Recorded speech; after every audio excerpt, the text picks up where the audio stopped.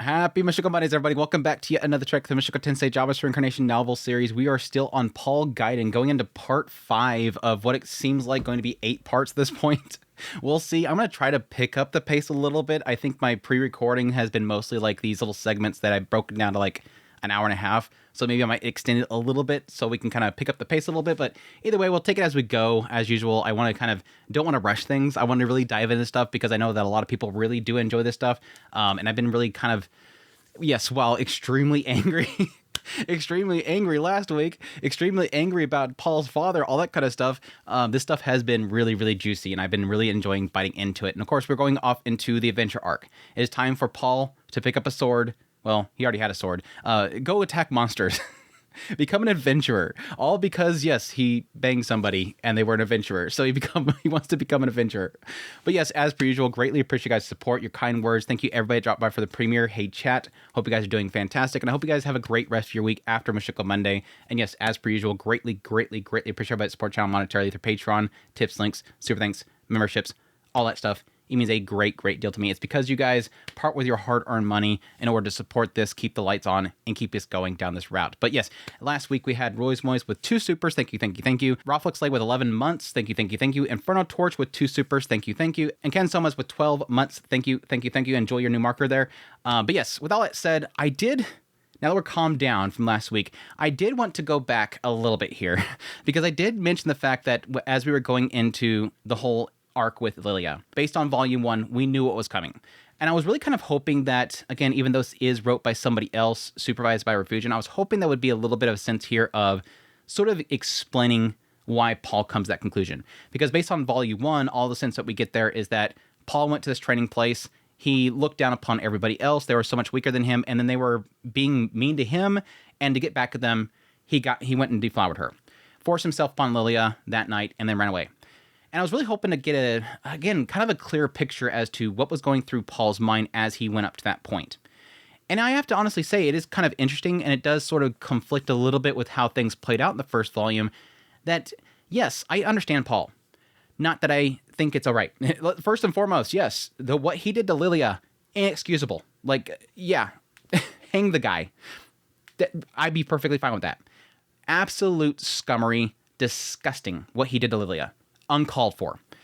But again, I did want to kind of get a sense as to why he did it, and I feel I sort of got that. I feel with what everybody did in that scenario was pushed Paul to the limit. The fact that they wouldn't let him leave, one key thing there, they would not let the guy leave. They were beating him up, knocking him unconscious, and dragging him back to the dojo. And he kept running away, and they kept attacking him, and they were literally kidnapping him. He was a hostage in that place. He kept telling them, no, I don't want to be here. No, I don't want to be trained by you. No, I don't want to be your pupil. Leave me alone. Leave me alone. And again, they kept beating him up and taking him back over there. They were forcing him into that role. They were literally forcing him. There's a fun sense of it. Of course, I laughed every single time he goes there and knocks on the door. Paul-kun, come out to play. Busts down the door. Oh, sorry, lady. I come to get my boy. It was a funny thing there, but I never got a sense from Paul's perspective in that entire scenario that he was laughing at it. This wasn't funny. It was funny to him, but it wasn't funny to Paul. Paul was annoyed by this. And then Rada was joining in. While he could take on everybody else, he couldn't take on Rada. And Rada essentially became the enforcer, forcing him back over there. And so he eventually had to finally get the hell out. And even then, Rada was going to stop him. So I understand what pushed him to the limit. And again, it was definitely different than what I got a picture of in the first volume. The first volume really gave a sense of he was better than everybody, and they were mad because he wasn't taking it seriously, and he did that to get back at them. No, this felt like I'm running away. And that would have been fine if that was it. I'm going to run away at night. I'm going to get my sword and leave. Like, there's almost a sense here where I think everybody in that dojo is a piece of crap, except for Lilia. Lilia honestly wanted him to leave too. She's like, get out. She only attacked him when he was pushing upon her. Lilia was not in the wrong there. Everybody else was in the wrong. Paul wasn't in the wrong up until the point that he turned his anger on Lilia. And again, interesting that they didn't, and again, this could be a translation thing, and translation to the visual novel too. Not really given a sense here that he's doing that to get back at them. He literally just wanted to vent. She looks hot. I'm really mad right now. I'm going to take it on you.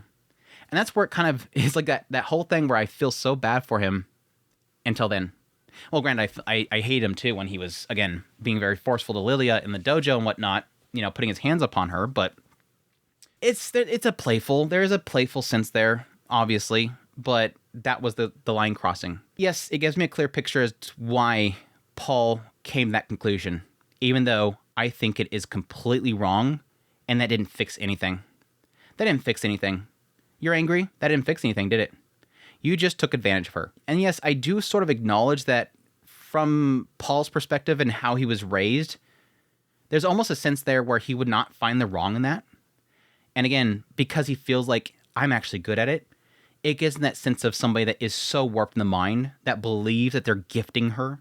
Like there's a moment there where, and I want to strangle him. There's a moment there where he words it in a way that I'm going to give you something. You'll thank me later kind of thing. And again, absolutely disgusting.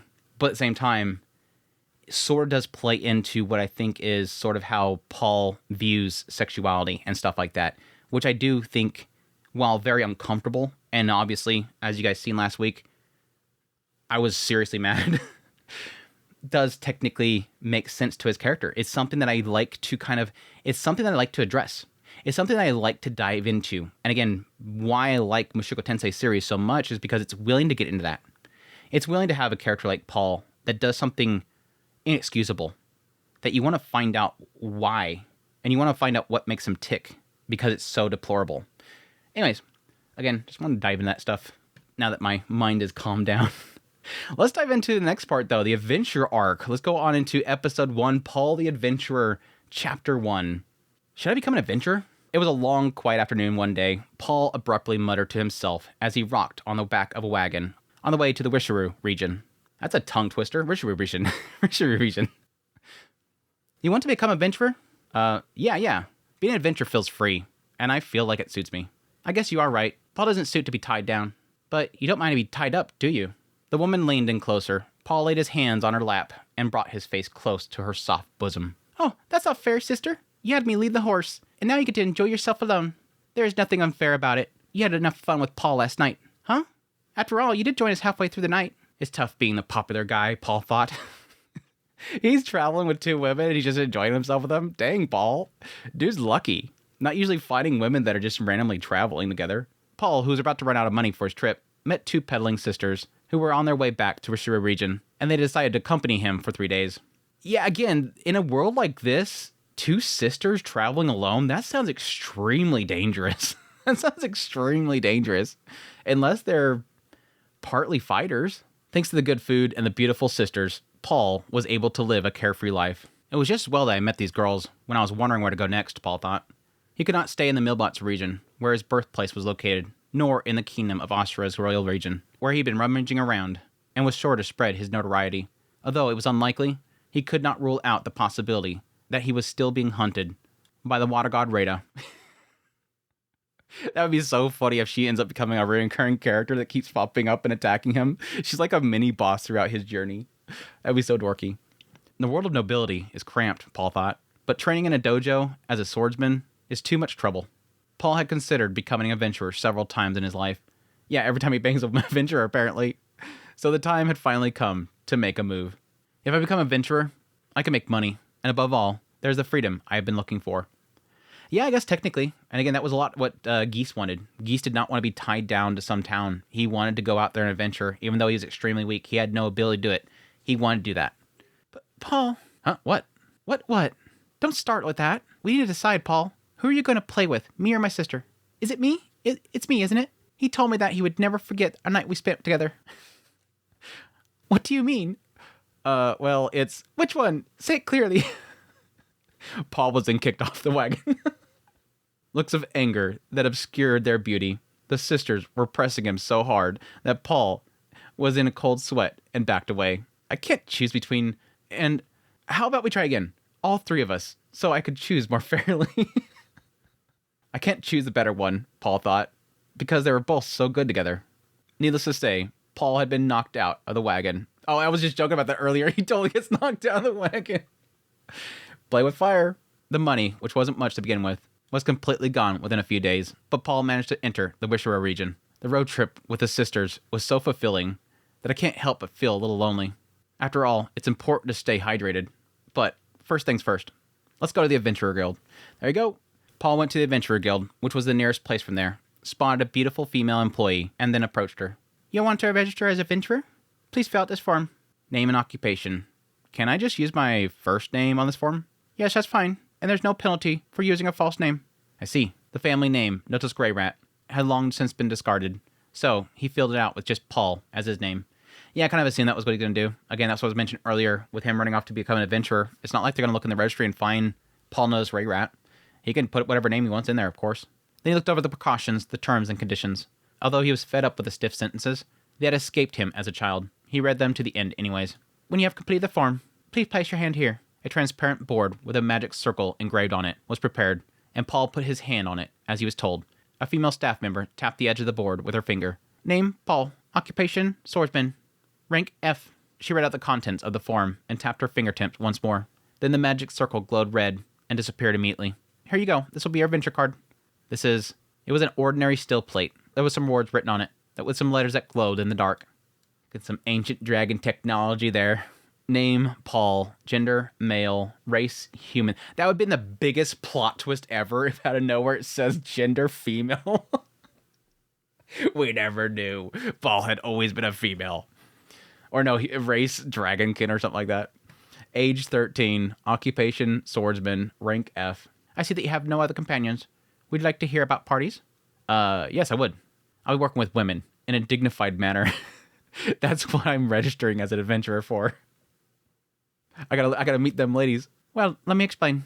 He asked the female staff member for details of the party. The words coming out of the beautiful woman's mouth, rather than the formal sentences, entered Paul's head easily. And that will be it. This concludes your registration. Thank you for your cooperation. When you're ready to accept a request, please peel it off from the bulletin board over there and bring it to the receptionist desk. Yeah, I'll bring it to you. Huh? Excuse me? I mean, I'm responsible for receiving requests, but I'm not the only one who could do it here. I don't mean that. Every time I take a request, I'll be seeing you, won't I? I see. Yes, that's right. I was wondering if you would have dinner with me tonight. I'm new in town, and I would like to hear if you have any good place to eat. I'm at work right now, so I have to decline such invitations. Well, that's too bad. Then I'll invite you next time you are not at work. The female staff member rolled her eyes, probably because she was invited by a child. Not working on her. Not a bad touch, Paul thought. Besides, if she turns me down today, I'm sure there'll be plenty of chances in the future. Paul left the receptionist desk with a feeling of relief and immediately started looking for a woman who might be willing to party with him. He's literally doing this. He's literally just looking for female party. Hey, be honest. I don't blame the guy. Hey, if you could fill out a party of nothing but women, sure. I mean, technically, Talhan was hinted at, not swinging that way, so he pretty much didn't have much competition besides Geese. What woman in a party would want to be with Geese? Dirtbag.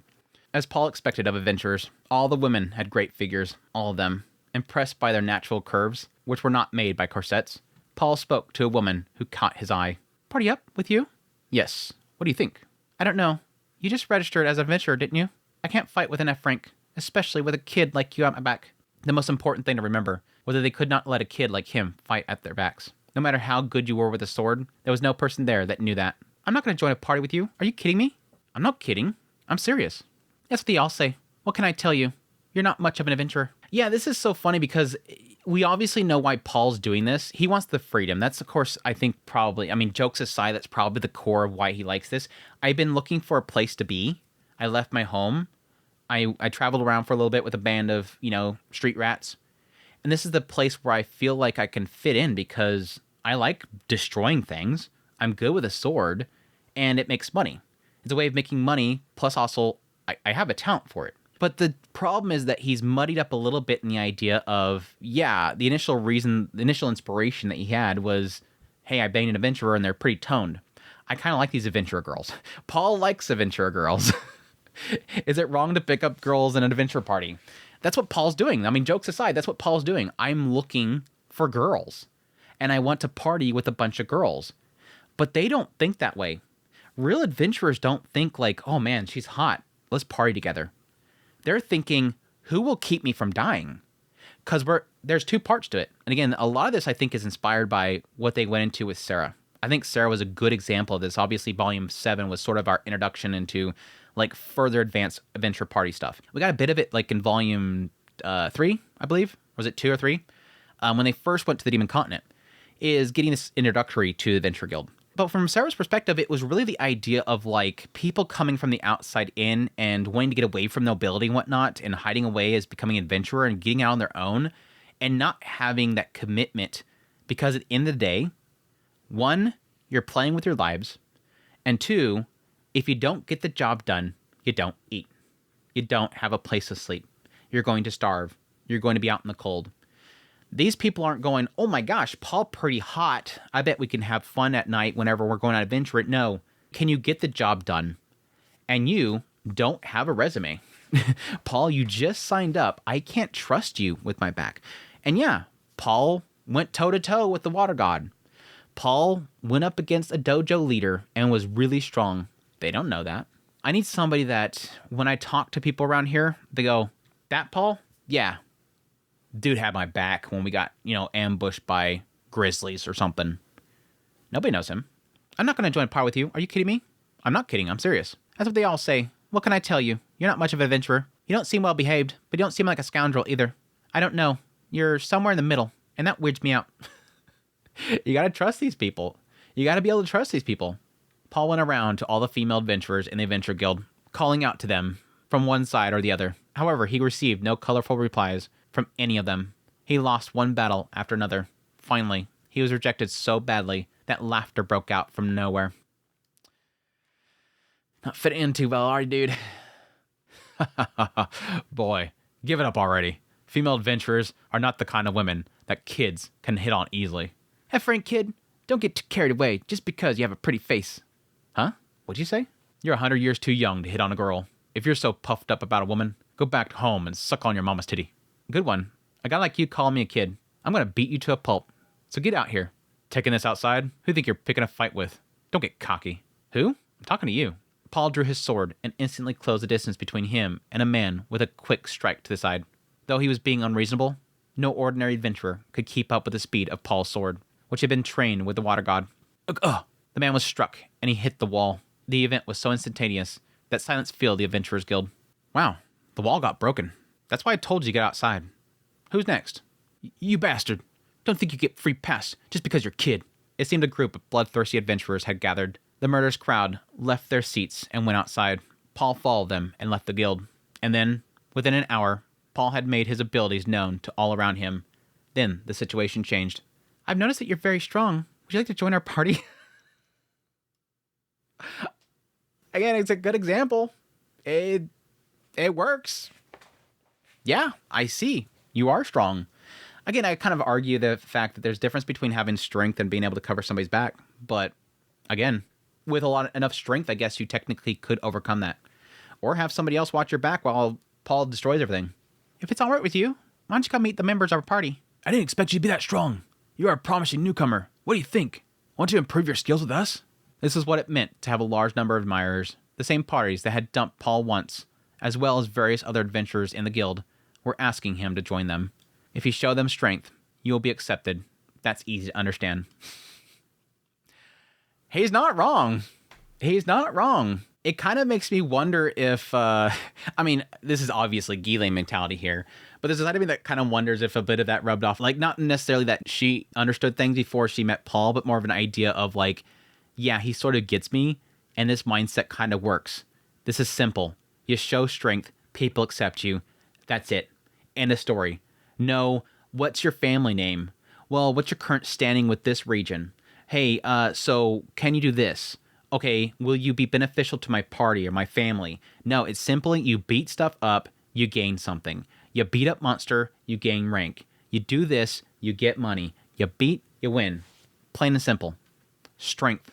That's all you need. All male parties were, of course, immediately refused. After being invited by several female adventurers, Paul was troubled for 3 days.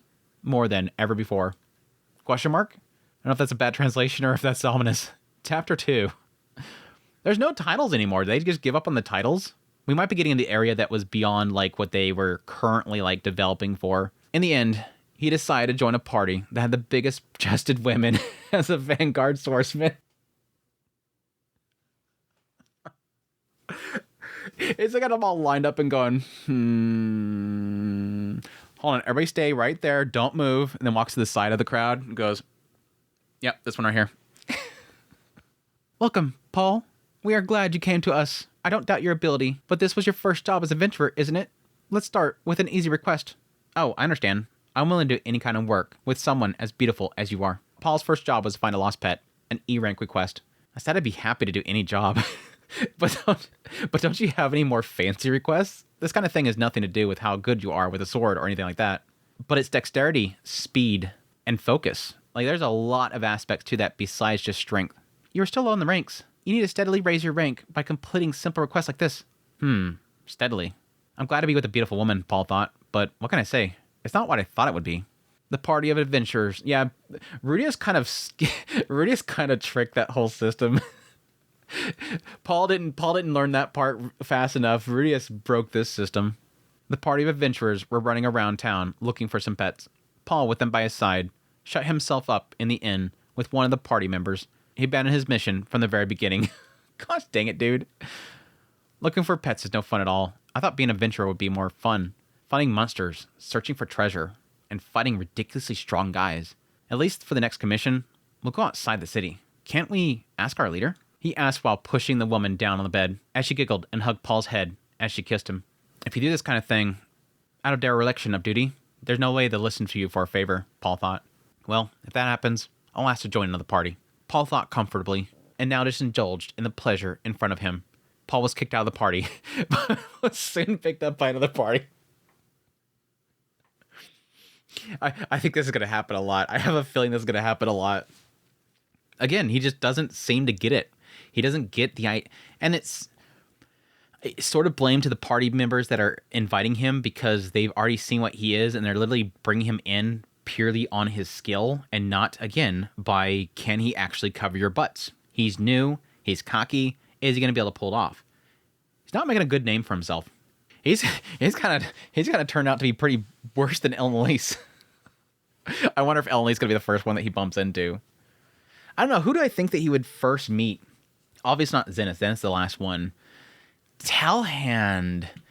I almost felt like there was almost a semblance that Geese knew Talhand beforehand, but that's just an assumption I made based on the fact that they were both together they were the two that were together at the end. Elise and Talhand actually think, it seems like those two are actually the most close. And never mind. I would probably say that Talhand and Elise probably partied together for a while before they joined them.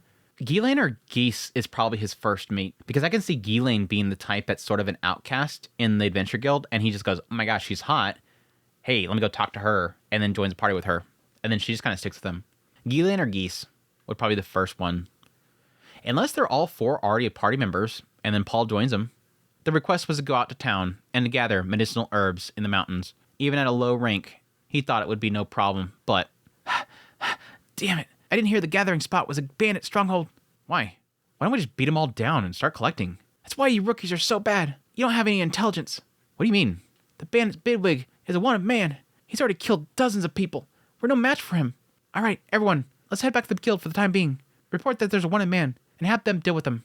You mean run away? An adventurer who overconfidently believes in his own strength and misjudges the time of withdrawal will soon end up dead. Remember that, newbie. He tried to sound cool and confident, Paul thought. But the bottom line is, if you see a strong guy, you run, right? The party leader decided to retreat, and the members seemed to have no objection to follow his decision. Paul, however, was not convinced. God damn, dude. He's gonna get these people killed. Then you guys should just hide here. What? From what I saw, he's not that tough. You say he's killed dozens of people, but he's just a bum who killed people one way or another, who don't know how to fight, right? So let's just catch him quickly, collect the medicinal herbs, and return to the guild. Everyone's stunned by Paul's words. No one said anything. What's the point in saying anything to those that were ready to run away, Paul thought. Paul gave up easily and headed to the stronghold where the bandits were, sword in hand, by himself. That's about it. So, I've tied up all the bandits so the guild can take care of the rest.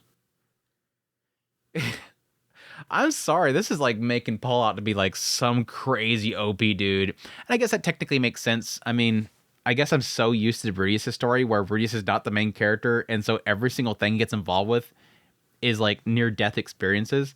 And now to finally have like a swordsman story where, again, if they trained enough, they got really extremely strong. that they're like inhuman strength. Paul technically is incredibly powerful. But yeah, this is like just kind of, again, way playing him up. And granted, he is right now, presumably with FE rank party members, because I think it was like only 2 ranks below you or something like that. You can't take on like big jobs way above you. So I guess it's really a fact that this is like a new party and they're going out there. And so they're going to be very, very cautious. The party members had long since returned to the guild, leaving Paul behind. They had to report that something unexpected had happened and were selecting adventurers to handle the situation when Paul returned to find that he had finished the job. Oh, were you really all by yourself? They were all freaked out and ran away, so there was no one else around. What did you say? Are you trying to accuse us of being cowards? We made the right decision to decide to retreat. The right decision? No matter how you put it, in the end you just ran away because you were scared. I am the leader. Don't talk like a man when you're ignoring orders and deciding on your own whims. You're fired. Get out of our party. Paul glared at the furious man with cold eyes. You don't have to tell me. I'm already leaving. I'm not going to party with a coward. Later, word spread throughout the guild about the disturbance. The newcomer who was acting arbitrarily and ignoring orders. And he was quick to make a move on women in the party. It's not making a good name for himself. Paul began to work as a solo adventurer. Again, it feels very similar to Ellenlease, like he's just destroying all of his parties and making a bad name for himself. Paul began to work as a solo adventurer, taking requests on his own. It's nice and easy, but I don't have time for girls. He was sometimes invited to join parties when they were in need of strength, but he repeatedly joined and then got kicked out. Oh, man. Chapter 3. Without ever being a permanent member of any one party, Paul continued to accumulate achievements. Then, 1 year after registration as an adventurer, he was invited to join a party and was eventually kicked out. Paul, age 14, he had become a D rank adventurer. Oh, that's a pretty good request, Paul thought. It's a C rank. Yeah, I can handle it. Oh, it's a question mark, so it's got to be a person. Who is it? This is Geese. Geese, it's Geese. I gotta get that Geese voice back out. God, if I can remember his freaking voice. I just deleted him from my mind the moment that he was deleted from the story. But was it just boss? Whoa, boss. God, I don't even remember his voice. That's bad. Are you gonna accept that request too? Huh? Paul noticed that someone came next to him, but he didn't expect to be approached. That's the plan. You got a problem with that? I mean, who the hell are you, man? During his year of adventuring, Paul's language had become somewhat rougher, inspired by his surroundings, becoming more and more tinted with the adventurer spirit. Me? I'm Geese. Don't know you. But I know you, Paul, right? I know who you are. Man, God told me to.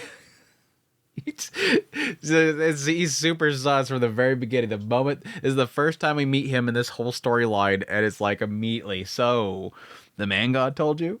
So, the man God told you? I bet that's how it's going to be. I assume that's how it's going to be when I reread Mushoku Tensei from the beginning again. This is going to be literally like, oh yeah, that's probably what the man God told you. Oh yeah, I bet the man God told you that. Have I ever seen you before? You have one of those faces that once you see it, you'll never forget it. But I don't remember you. No doubt. But it's nice to meet you. But you're a bit of a topic of conversation, Paul. I only know you from one side. A lone adventurer. Crazy talented for a rookie. I wanted to talk to you for once. If it had been a pretty girl that said that, I would have asked her out for dinner. You could ask me out, you know. Actually, my wallet is a little lonely. Okay, I'll start liking Geese again. It's not the bad Geese yet. I'll start liking Geese again. Tremon. What's with the monkey face? He's strangely familiar. Paul had no use for men. He tried to leave Geese post-haste. This request is quite reasonable, isn't it? So, why don't you form a party with me? You could be the leader. Are you kidding? Why'd I partner up with you? I could do this on my own. Oh, you think you're good enough on your own? Don't say that. Take me with you. We'll split it up. 7-3. And of course, I'll take the 3. Eh? You're persistent. What are you up to? Paul asked with a quizzical look on his face and huffed. The way he said it, as if he was watching him for a long while, and the insistent manner in which he wanted to accompany him. Maybe he has a thing for me, Paul thought. I don't think they ever implied that, but they never really got into Geese. That's actually very interesting. I mean, Rudius at some point made a joking comment about, I'll help you find this gorilla girl. Like, I know this girl back at the university. I don't think they ever got into... I guess I sort of just got an impression that Geese just wasn't interested. Like, I don't think he was interested at all. I want to say there was maybe one comment that was made when they were on the Begric continent about preference. Dude, yeah, that's weird. I don't think I've ever really kind of mentioned it. Not like it really matters. I mean, that's like Talhan. You get a sense of what he's after, but it's like, not like it really matters. It's just interesting. Just a passing thought. I ain't into guys. Eh? What are you talking about? I'm not interested in you either. What the hell? Then why? No, it's fine. I'm not going to work for you for any reason you give me. You're a stubborn guy. That's why you float around everywhere. Huh? What do I have to do to get you to partner with me? What are your party requirements? Requirements? A woman. Well, I don't know if I can do anything about that. What else? He's like, yeah, I can't really help you with that, dude. He's persistent, Paul thought. Then, have a higher rank than me. Paul, fed up, uttered a condition that he thought of random in order to get quickly out of it. Yeah, Geese is going to be higher ranked than him. No doubt. I think Geese is going to be higher ranked than him. Again, because at this point, I would assume that Geese has been doing a lot of jumping around. Before he found Paul, what he was doing is he was doing what the man god said, and he was joining parties and using the information the man god was giving him to survive. And so he probably did a lot of requests before he finally met Paul. And thus he was probably higher than him. What? So as long as it's with a guild rank above mine, C or above, then I'll partner with you. I can tell how good he is just by looking at him, Paul thought. He's not that good. This guy's probably an E rank at best. Paul observed his opponent and made a guess. That's why I can't work. Geese smiled. I can work with those terms, no problem. What do you mean? I'm a C rank adventurer. Yep. Huh? You're a C rank adventurer? Are you saying that you're better than me? Paul exclaimed in disbelief. No matter how serious he looked at Geese, he didn't seem competent or intimidating in the slightest. Ha! That's what I mean. You wouldn't be going back on your word, would you, Paul? All right, fine. But if you slow me down, I'll leave you here. Besides, it's only this one time. Thus, Paul and Geese decided to form a party and accepted a request on a one-time only terms. I don't know. I'm kind of curious how Geese ends up winning him over. This is actually kind of an interesting part. Now, I have heard some people say that some of the stuff in the party stuff right here with the Fangs of the Black Wolf is technically against something that Refugian himself wrote about the Fangs of the Black Wolf, but it's fine. We'll hit it when we get to that whole segment and whatever side story that is. We'll address it at that point. I'm not too bothered by it. As it's like the whole thing with Rada being involved with Paul training. I'm not too worried about it. It's interesting stuff, but if there is sort of conflicts to it, I just kind of overwrite it in my own head. Chapter 4. The task was to carry a crate large enough to fit a person to a village beyond the mountains. The party leader was Paul, but it was Geese who actually talked to the client. I finished tying the crate to the wagon. Let's get going. We're going to take a route over the mountains. Why don't we just go straight? It's the widest road and the shortest. Nope. Oh, why not? Because at this time of the year, that route gets very foggy and humid. You know the client said the luggage was filled with preserved food, right? Yeah, what about it? He didn't listen, did you? He said that he wanted us to bring the preserved food that would last for a long time to a depopulated village. Most preserved foods are dried. The best route is a bit of a detour, but it's the southern route. Yep. Already using that knowledge that he's obviously... It's obvious that Geese is using his plethora of knowledge to help Paul avoid disaster.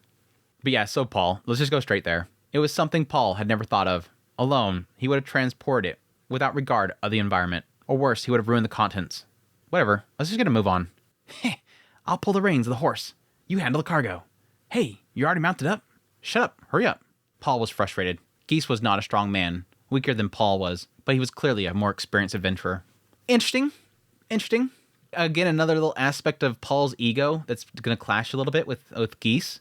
I think that might help him. If Paul can accept the fact that others can be better than him in other ways, it might be a good improvement on him to be a little more patient with people. Paul did not speak a word during the ride in the wagon, and Geese talked all the time by himself. I can see that. And that's when the sun's setting. Let's set up camp before it gets dark. Set up camp. There's a town further up ahead. Have you ever been to that town? Yeah, I have. Have you ever stayed there? No, I haven't. I just stopped in a while to get... It's common knowledge amongst adventurers not to stay in the inns in that town. The whole town will try to rip you off. Well, if you've never been in a proper party, you probably wouldn't have asked anyone to tell you. Geese grinned with that monkey face of his and began to prepare the camp with a deft hand. Paul, feeling frustrated and flustered, tended to the horse, pulling the wagon with a sulky look on his face. Hey, Paul, let's have some food. When it was getting dark, Geese called out to Paul, and Paul sat at the campfire in a daze. This is... Something you don't like? No, I mean, the hell is this? Did you cook all this? Paul drooled involuntarily. This is how Geese wins over Paul.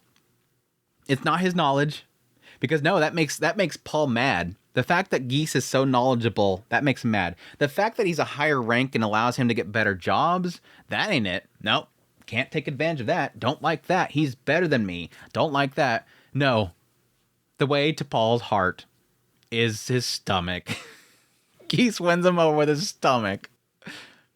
Steam was rising from the beautifully colored dishes, and there was a large number of them. The delicious smells lured his appetite. The ingredients are almost all the same. If you change the cooking method and seasoning, you can make many dishes with a few ingredients. Come on, eat it before it gets cold. Yeah. Geese had his reasons, but Paul was hungry. He took a sip from his bowl of soup. Oh, it's so good. I know, right? The trick is to cook it slowly, over low heat. It was not only the soup. The baked bread was not hard at all, and the main dish was excellent. He couldn't stop eating.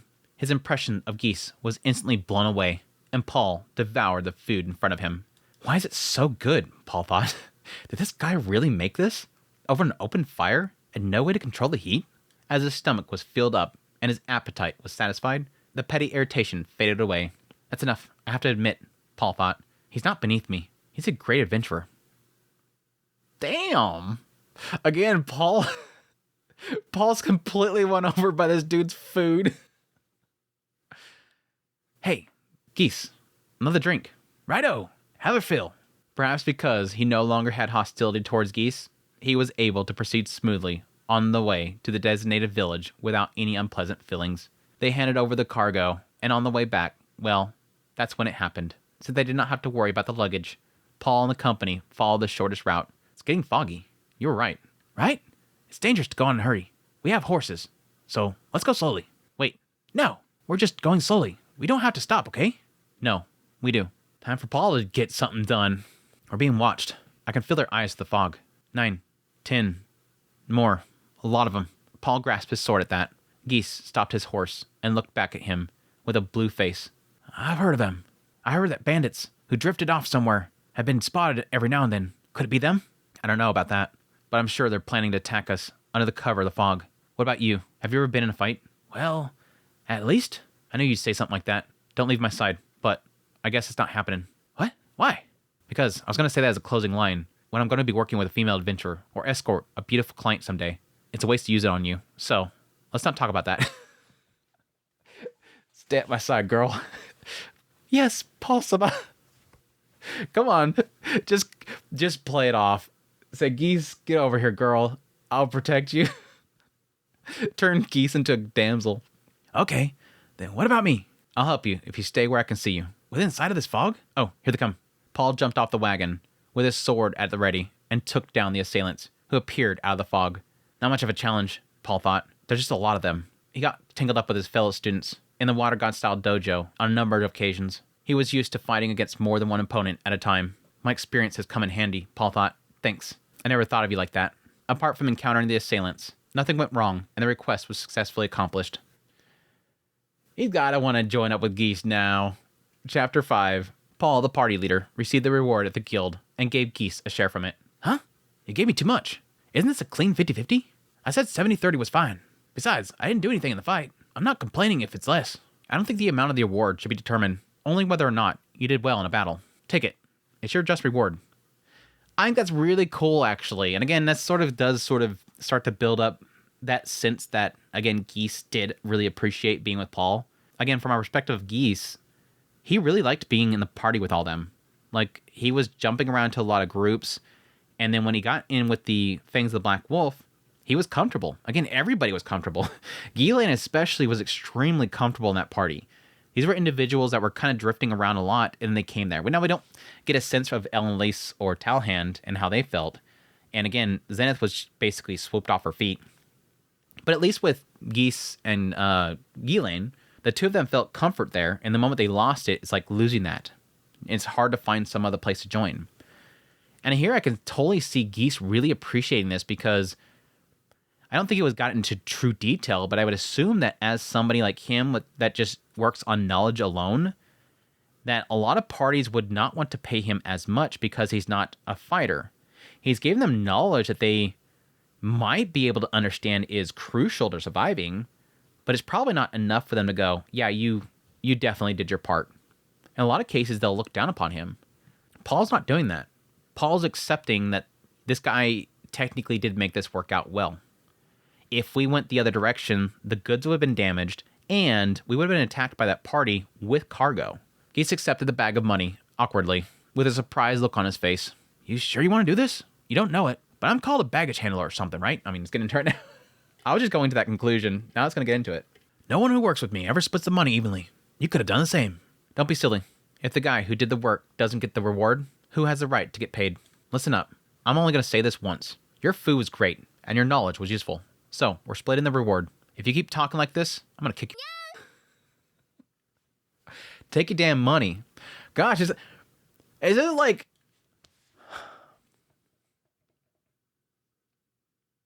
I think this is the first nice thing that Paul has said this entire series. That's so bad. But this is literally the first time Paul has said something good for once. I mean, there's a few awe moments with him and Rude and Marianne, but this is like the first, like, wow, Paul's kind of a nice person for once moment of this entire freaking Paul Gaiden. Again, just a single warm meal on the road, and Paul has changed so much. This is like character development. He gets a nice meal and we get character development for Paul for once. Ha! You really are something. Geese smiled an ugly smile, as if he was very upset. He fell silent for a moment, and then he spoke timidly. Hey, Paul. What is it? You said we could only work together one job. Can I please go back on that? Can we continue to work together from now on? Aw, damn it. Don't make me like Geese again. I see, again, I really did like Geese's story. And again, it does make a lot of sense why he does a lot of things. He's still dirtbag. I'll work with you when I feel like it. Give me a shout when you're ready. Are you kidding me? I've decided I'm only accepting advances from women. Paul snickered and left the guild. Paul casually refused Geese's invitation, but the two of them worked together many times to fulfill requests. Sometimes Geese would invite him, and sometimes Paul would be reluctant, really reluctant, to accept his invitations. Paul, I'm glad you got promoted. Now you're C-rank adventurer too. Yeah, I'm right there with you. Well, I'll catch up with you soon. I'm sure you will. But do you think it'll be that easy? I heard it. You got kicked out of a party again. What did you do this time, huh? Paul frowned in disgust at the grinning monkey-faced man. I shackled up at the inn with a member of the party, and she was a party leader's woman. You're a hell of a mess, ain't you? So, they kicked you out. Yeah, he tried to hit me, so I beat him up. I can't believe a weak guy like that has a beautiful girlfriend. And as a member of the same party, he can have his way with her at any time, anywhere. He's still such a dirtbag, dude. Oh, he's such a freaking dirtbag. And again, it feels so much similar to Elise, and that's why I feel like the two of them just totally connected. Paul and Elise are just two peas in a pod when it comes to this kind of crap. And it does kind of give you a sense of probably why a side of Elise, even though she wanted to blame Paul for a lot of the problems with the party, sort of understood him because she's been in that same role. You're also going on a rampage for some stupid reason, aren't you? That's why there won't be any party that wants to include you. If it's just your sword skill, you're good enough to be a B rank, or even an A rank. But that's all wasted. Shut up. The problem is your conduct, you know? Your conduct. Ignoring Geese, who was mumbling silently, Paul stood up from his seat. Where are you going? Pampua. Pampua is a town at the north end of the King Dragon Realm, right? It's a town at the outskirts of the country, so there's a lot of mid-level adventurers there. Is it too much to ask not to cause trouble? All right, then. I'm coming with you. Yeah. Geese. I'm trying not to do Geese's voice too much of a rasp, because it does irritate me. This is a part of Geese I don't really miss. What? I didn't ask for it. I just didn't get the request. I'm going to get ready. So wait for me at the town entrance. Geese ran out just as he said that. Paul, who was left behind, let out a sigh. Well, that's okay, Paul thought. Unexpectedly, Paul and Geese were going together to Pampua in the King Dragon Realm. Unexpectedly, Paul is gonna go to Pampua. Make sure to go with him. It's so stupid. I can't not think of it. Chapter 6. After completing the request about any problems, Paul and Geese had dinner at the bar and Papua and checked out the reward they had received. Take half if you like. If you like, he says. I'm busy right now. Let's talk later. Busy? Eating a meal? Where are you looking? Paul's gaze fell on a group of women, presumably adventurers, who were happily enjoying a drink. Are you going to call up them? Just let it be, man. Let it be. You can tell just by looking at them, can't you? That one's quite feisty. You don't understand.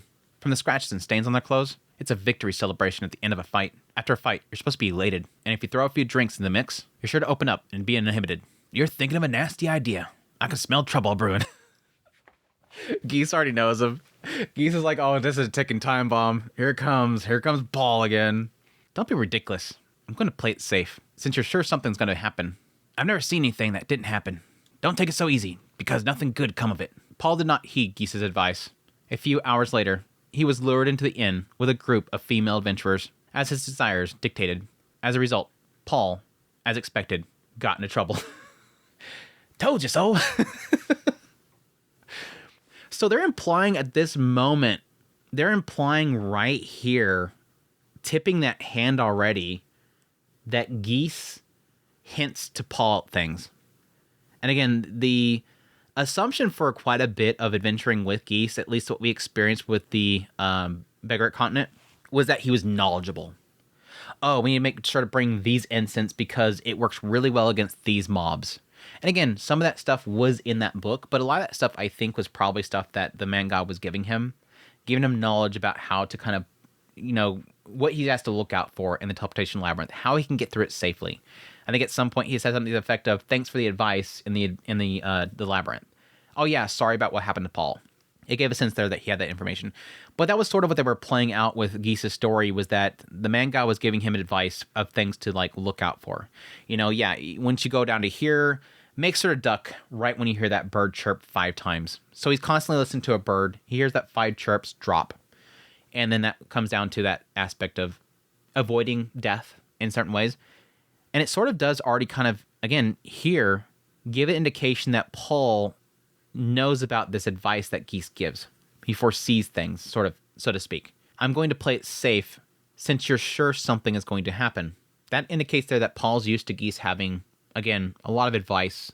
I guess kind of lives it as a sense of like, yeah, Geese just has a sense of things. He just senses when things are going to go bad. Told you so. Naturally, as a matter of course, Geese got involved and took care of the problem. In the meantime, 3 months passed, and the two of them stayed in Papua during that time, using a tavern in the town named the Great Bird Inn as their base.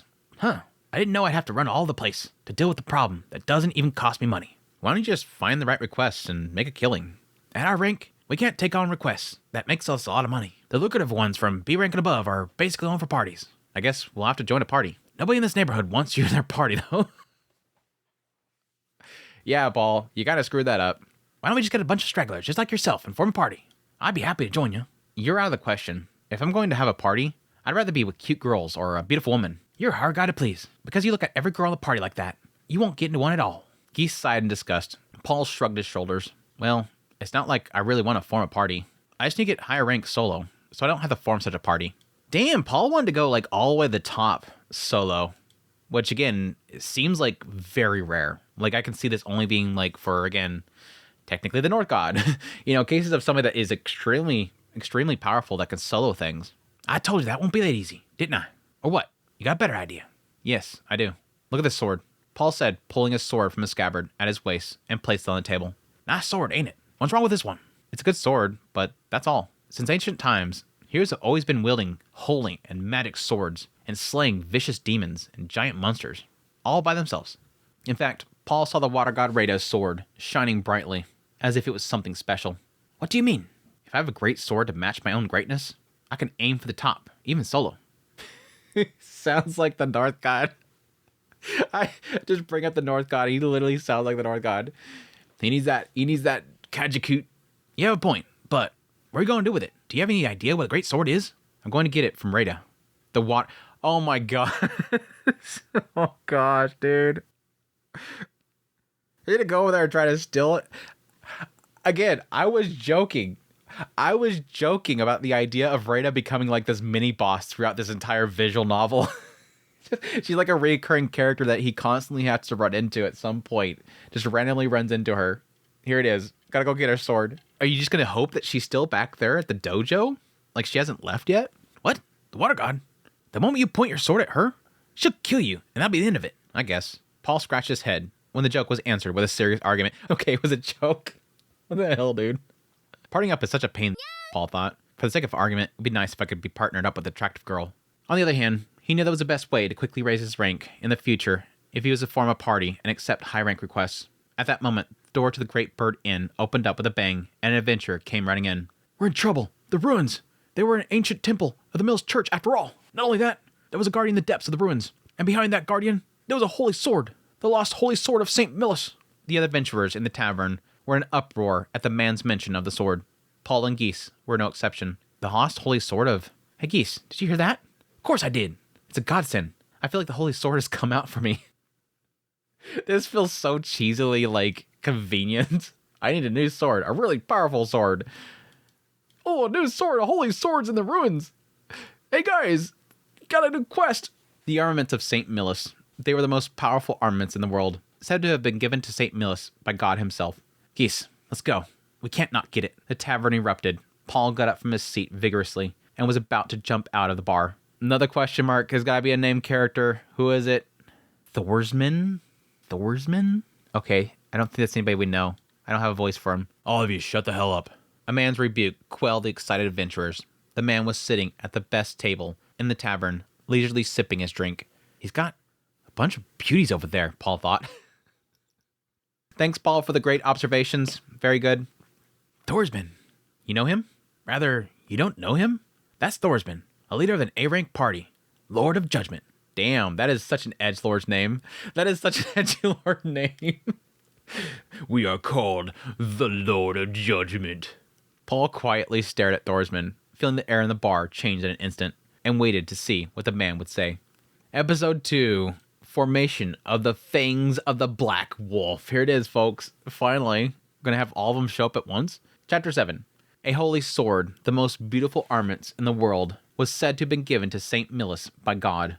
The adventurers gathered in the tavern were excited at the suggestion of the existence of such a relic, which was thought to have been lost. The excitement was quelled by a man's rebuke. The man was Thorsman, leader of the Lord of Judgment, party of A-rank adventurers. Hey, you guys, forget everything you just heard. He had an intimidating air that matched his rank.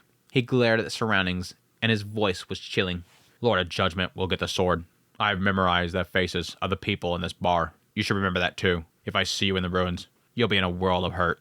Sounds like a challenge for Paul. I mean, we already know that Paul doesn't have this freaking sword, so you know it's not going to turn out to be that sword. But it might be his trusty sword that he ends up getting. We still haven't quite gotten into how he got that sword that he loves so much. The adventurers, who were not raising their voices, were all shrugging their shoulders at Thorsman, while everyone else kept their mouths shut and tried to comply. He stood up. I'm sorry, but I'm going for it. Huh? Don't you think we've heard enough from you to know that you were just saying whatever you want to say? The relics and the holy sword are not yours. You had no right to tell me what to do. Oi, hey Paul, do you know who you're messing with? Yeah, this guy is a nasty guy. He pulled his arm away from Geese's hand. Paul stepped forward and had a head-on stare with Thorsman. No matter how much you want the holy sword, it's not right to pressure people around you, you know? I know you. I'm pretty sure you were that C-rank kid. Paul or something? What'd you say? I said, you're not cool. You're pathetic. So, I'll say it again. I'm going for that holy sword. It's too good for a guy like you. What the? Thorsman's face showed his displeasure. Is it coming? Paul thought. Just as Paul was on his guard, Thorsman started to laugh out loud. You're the one that's trying to look so cool. Paul, I've heard rumors about you. You're a good swordsman, but you can't even make friends. What are you saying? You're just a kid pretending to be a lone wolf, but lacks the qualities to be an adventurer, so don't you come bite at me, an A-ranker. What can you do on your own? How are you going to go deep into the ruins, filled with monsters, defeat the Guardian, and get the Holy Sword? You won't know until you try. That's a funny joke. Maybe you should quit being an adventurer and become a clown. You think so too, don't you? At Thorsman's words, Lord of Judgment's crew began to laugh. The ridicule spread to the other adventurers in the bar. Why, even you guys are laughing? Paul thought. Are you saying that you agree with what Thorsman said? His eyes turned to red with anger. Paul clenched his fist. The adventurer's supposed to be free, right? Paul thought. If a guy tells you what to do, you obey him? Hey, calm down, Paul. Paul was about to jump him, but Geese stopped him and pinned him down from behind. Geese, let me go. If I let you go, you'll get into a brawl. Calm down. That's right. Just take a breath. Take a deep breath. Ha, you're just a little boy if you lose yourself at this level. I don't have time for a stupid kid. Hey, you lot, let's go. We have a strategy meeting tonight. He called out to his companions, and Thorsman left the bard. Geese finally relaxed, and Paul was released. Then, someone walked up to him. Oh, damn! Oh, damn! Oh, damn!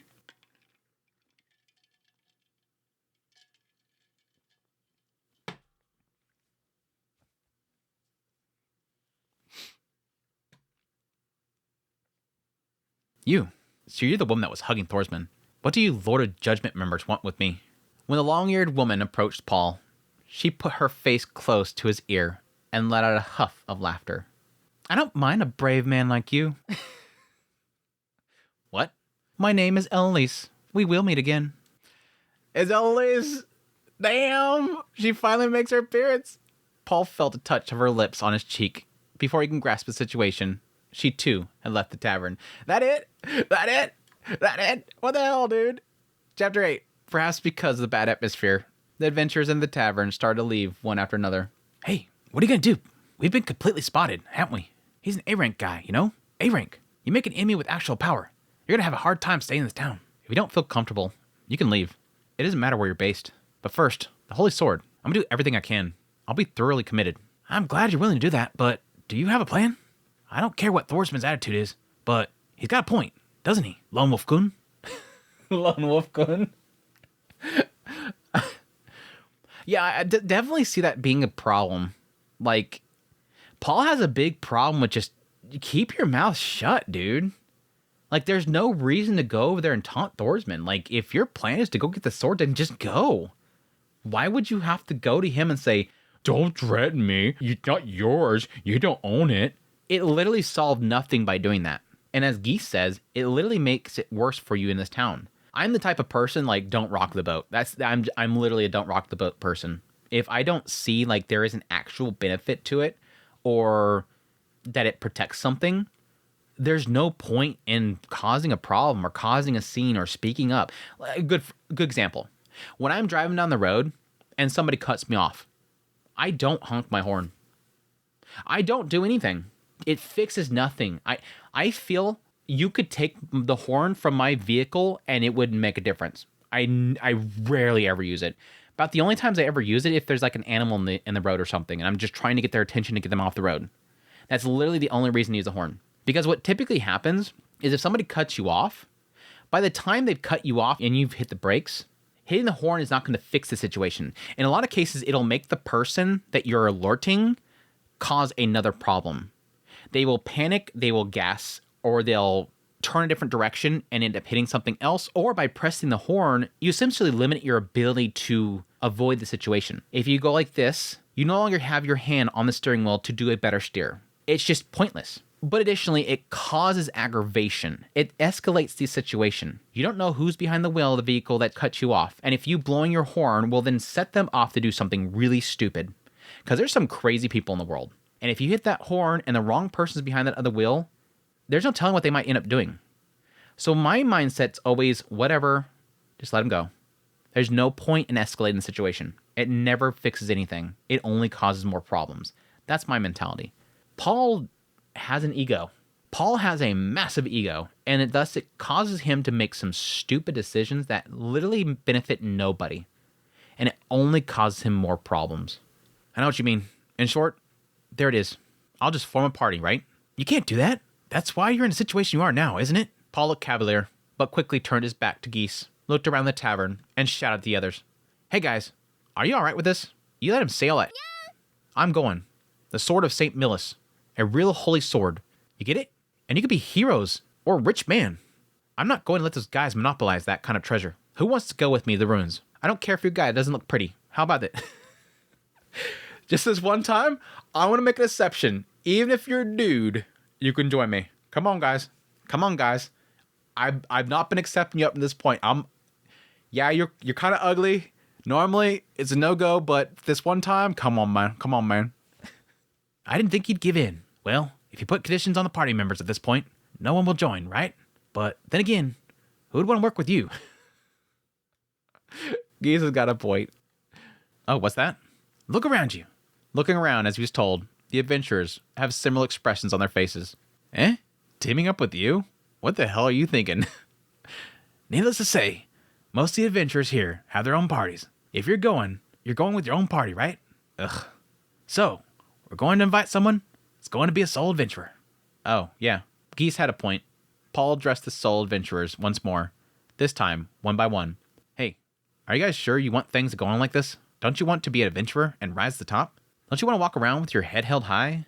Just like those guys just now? The response from the adventurers was rather poor.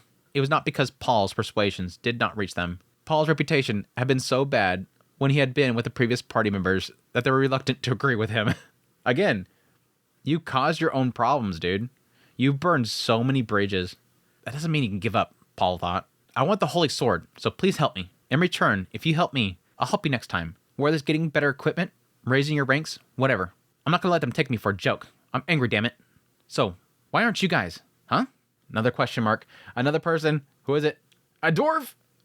Italian! It's freaking...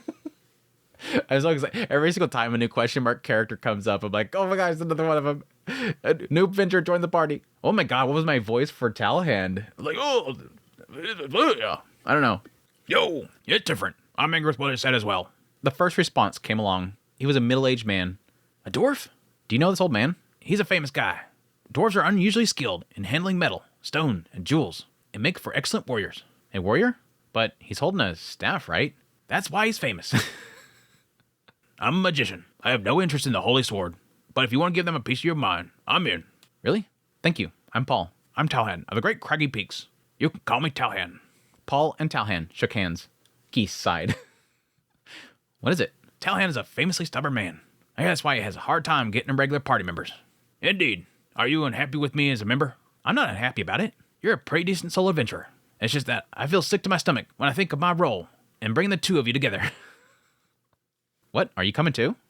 He said something about not wanting to be spotted by Lord of Judgment. If you come along with me, that means you're going to be fighting alongside me, right? Well, you're the one that's going to get into a fight with them. When Paul tilted his head, Geese shivered and barked. Wolf, apparently. You're going to leave me. I thought I was counted as a member without even saying a word. Sorry. Your apology is too mild. I didn't feel any sincerity. Hey, calm down. At any rate, there's the three of us now. A swordsman, a magician, and a thief. I see. So this guy's a thief. Is there a problem with just one vanguard? Yeah. No way. We have at least one more. What if we get attacked from behind? You need more people? Then I'll join you. Who are you? A swordswoman? Yes. I'm a pretty good swordswoman. I'll help you if you're going to make that miserable bastard go ape. Seems to be the name of the game. So, where are we going to? Jeez. I know I said I was going to be okay with a mousy guy, but I still think it's better to have a girl. It's more energetic. It motivates me. So, it's so motivating. That's the kind of guy he is. Despite the dismissive and resigned stares, Paul was able to put together a hasty party. I like how it's like, Geese is already there. Here comes Talhan. Talhan comes out of nowhere. And then Swordsman. Elace is over here, but Swordsman. Like, hi, you want to join the party? Yeah, my name's Swordsman. It kind of makes me feel like Swordsman's going to die, and then Elace is going to join him. Chapter 9. The next day, Paul and his party moved out in the early morning. Even though we're in a hurry, it's only been a few hours and the party has formed. Are we going to start moving already? Of course. If we want to get to the ruins before these guys, we have to move first, don't we? I understand your logic. But, do you know where the ruins are? We haven't done a very good job gathering information. I've got it covered. Hey, Geese. Yep. I've been gathering information on a regular basis. The location and route are already clear. Then, let's get going. We won't be defeated by Lord of Judgment. Woo! Glad you're having fun, yeah? The ruins were in the woods, about 3 days' walk from town. On the third night, Paul and his friends reached the ruins and started to conquer them. What the heck is this place? Cutting down the killer mauls that had attacked them, as they proceeded through the ruins, the number of monsters' attacks increased. Their numbers were unusual. Funya! Whoops! Be careful! There's a trap on the floor. Not only are there traps everywhere, but the ruins themselves are a nest of monsters. They say there's an amazing monster as a guardian at the deepest levels. Don't be scared, Geese. You have to keep moving forward. We'll get to the deepest part before they catch up with us. Easy for you to say. How do you expect us to go through these many killer mauls? What? You can't do it? I haven't the time. Poor Talhand. Hey, they're coming at us from behind. Leave it back to me. All right, I'm counting on you. Paul and his group were so strong that it was hard to believe they was hastily prepared temporary party. They disarmed the traps, defeated the killer mauls, and even took out higher species, the killer hedgehog. as they advanced through the ruins. Is this iron door the innermost one? The air was heavy. Dude, Paul's like 14. He's already taken down his first freaking labyrinth.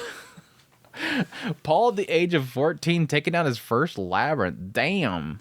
I guess technically Reese was around that age when he went to do the teleportation labyrinth, but he had Paul and everybody with him. And yes, technically the teleportation labyrinth was an S rank, and this one's seemingly probably not that hard of a labyrinth. The air is heavy, Paul thought. I don't need to see it directly to know. A powerful foe is waiting for us. Oh, hey, Paul! Paul, who was in the lead, stopped and fell silent. And Geese, who had noticed the anomaly, opened his mouth timidly. We're going to, obviously, head for trouble, right? Yeah. But you're still going, right? Of course. We've come this far. We're not turning back. Guys, let's confirm our tactics. If they try to attack us from a distance, I'll back off a little. If they mainly attack at close range, it's safe to say to stay away from them. Talhan also supports us. And Swordsman's fight was... it literally calls him Swordsman. It's probably like Swordkun or something like that. And the Swordsman fights in the front with us. No problem. Geese, in case of emergency. Yeah, I know. When time comes, we'll use a smoke screen, right? I'll give you the signal to retreat. Don't miss it, okay? I understand. I'll definitely get the holy sword. So when we get back to town, it's... yeah, I'll do that. Geese sighs deeply at the swordswoman's cheeks... As the swordswoman's cheeks flushed red. Even if it's temporary, don't try to mess with your party members. Shut up, it's fine. The party will be disbanded when we get back to the city, Paul thought. The air that had been tense and heavy with tension loosened. His body relaxed. Paul pushed open the heavy doors that led to the innermost part of the room. Paul's already thinking about banging. I'll get that sword for you, and then we'll have fun time together. With your sword, Paul. Chapter 10. There was a space, and at the end of the room was a statue of a maiden. A pure white dress means a statue of the Holy One. So the sword the statue is holding as an offering is the Holy Sword. Don't get excited. Look at the feet of the statue. That's... At the feet of the statue, there was a monster. A large, six-legged beast with a whip-like tail that radiated a strange presence. Someone knew the name of this distinctive figure. A Fenris wolf. That's the Guardian? No, it's impossible. We can't win.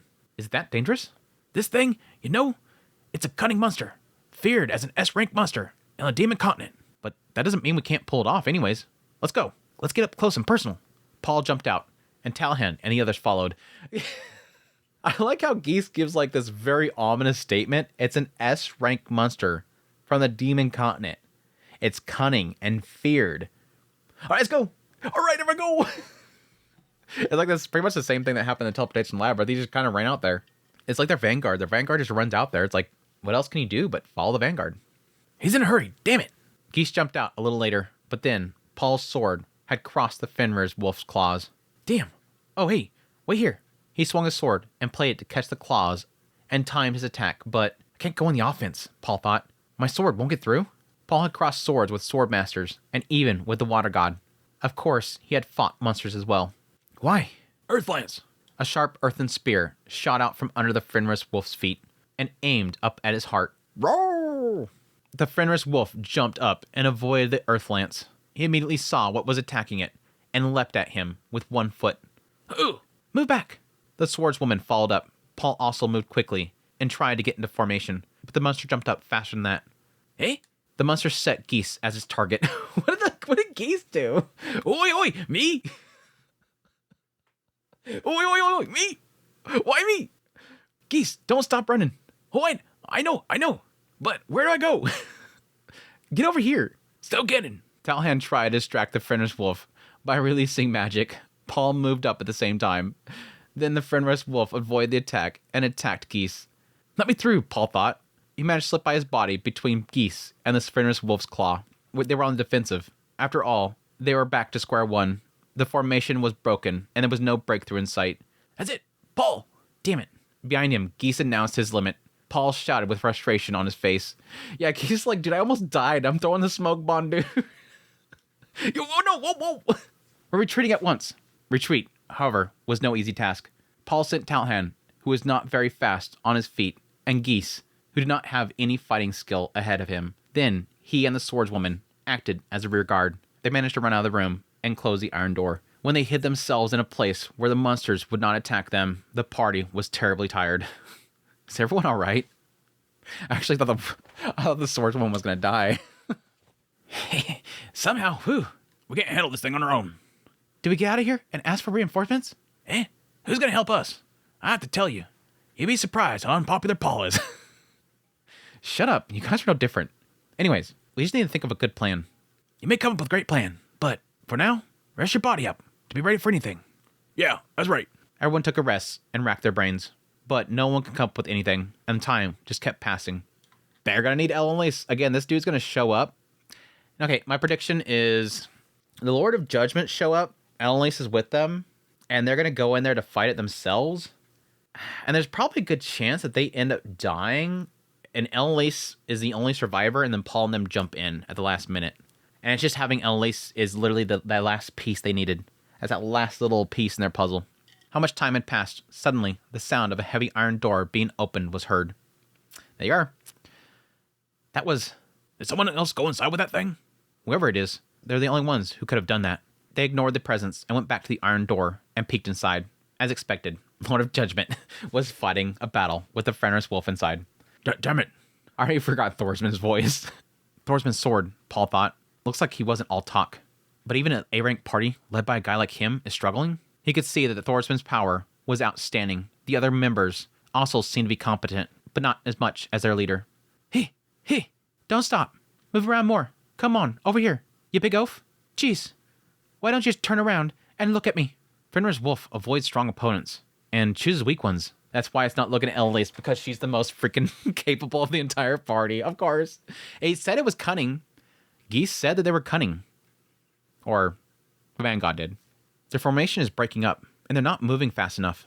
I get it. We were also disrupted like this, weren't we? By targeting Talhan and Geese, who were not good at close combat, the Vanguard has shifted their original position considerably. Seeing Thorsman's movement, the Fenris Wolf changed his targets. Kya!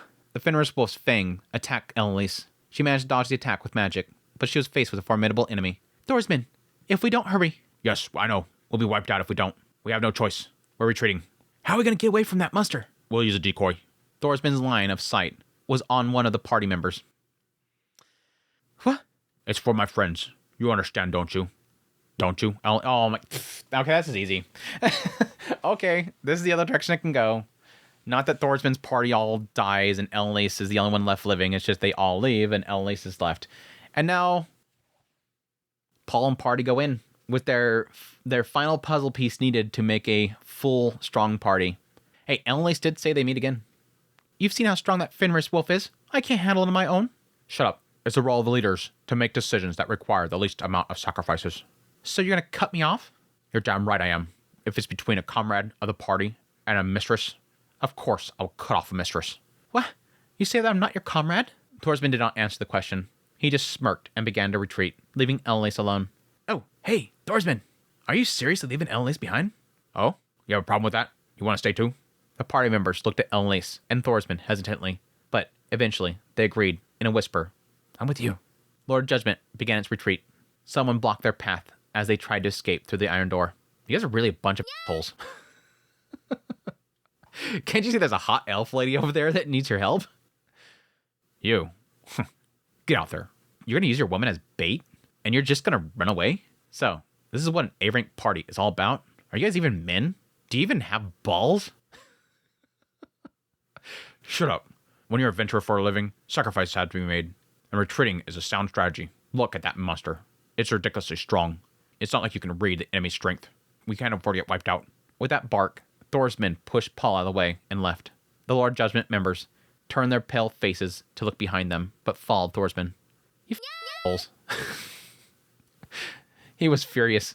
Geese tapped Paul on the shoulder as he snapped. Hey, what are you going to do? That's obvious, isn't it? But this is my selfishness. I won't force you to come along. Your love for women is really annoying. Your love for women is really annoying. But I'm used to it by now. We have fought together up to this point, and I won't quit in the middle of a fight. I will stay with you until the end. I'm in. If we part ways at this point, I don't think I'll be able to have fun with Paul. I thought the swordsman was going to leave because we know who's going to get in Paul's bed later. Paul bit his lip and gripped the hilt of his sword tightly. Let's go. We're going round 2 with the Fenris Wolf. Ellen Lace was a skilled fighter, but she couldn't deal with a Fenris Wolf by herself. Paul rushed to them, launching himself hard, and flew into the air, swinging his sword. Hurrah! The monster evaded Paul's blow. The attack missed, but he was able to get close to Ellen-Lise. Ha! Still getting! The swordswoman followed up. With Talhan covering her, the furnace wolf kept its distance, and Paul and the others immediately established themselves in formation. You guys, didn't I tell you at the bar? I told you he was pathetic. I'm going to join you on behalf of your heartless leader. Why? I don't know anything about parties and friends, to be honest, but I'm not good at teaming up with anyone. But I'll do my best to protect them and be there for them while they're there for me, even if it's only for a short period of time. Even I'm like that, and yet an A-rank party uses their members as decoys. That's bullshit. That's not how adventurers are supposed to be. What the... There's like this sense here where it's like Paul is learning like how like dirtbaggery some parties can be in the Adventure Guild. I mean, he's been partying with people for a while now, and he's just kind of getting kicked out of every single one of them. But I guess this is the moment where he's really seeing how you have to put your life on the line for other people in a party. And some people got to A rank throwing other people in the line of fire in order to survive. It's very cutthroat in some cases. But it almost feels like he's like lecturing them here, like he knows it better than anybody else. Like he's formed his own conclusions on what an adventure party should be. Are you angry for my sake? Not for you. For myself. One's comrade, and a woman at that. I'm not going to stand by and watch someone use her as bait to get away. Paul barked. His words were clumsy, straightforward, and only self-centered. But they strangely struck Ellen-Lise's heart. Aw, Toki Toki. Don't go crying about it. If you can fight too, then do what it takes. Yes. Of course I will. Here we go. With Paul's shout, the battle resumed. And it's going to be perfect. The moment that she's in the party, suddenly their formation's perfect. It was a back and forth battle. They now knew what the Fenris wolf was aiming for.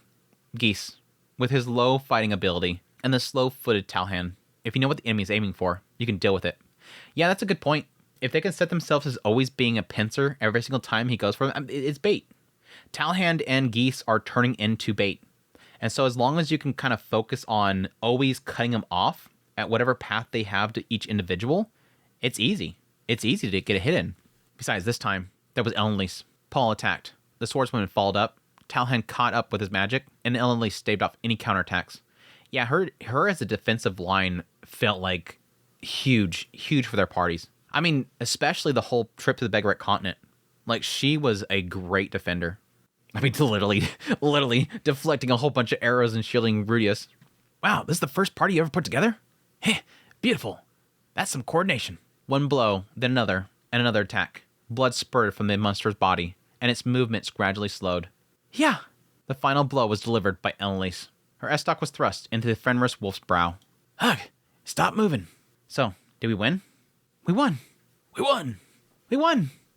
They all lifted their weapons and shouted in victory. It was unmistakably a victory for Paul and his companions. In his joy, Paul remembered his original goal, the Holy Sword.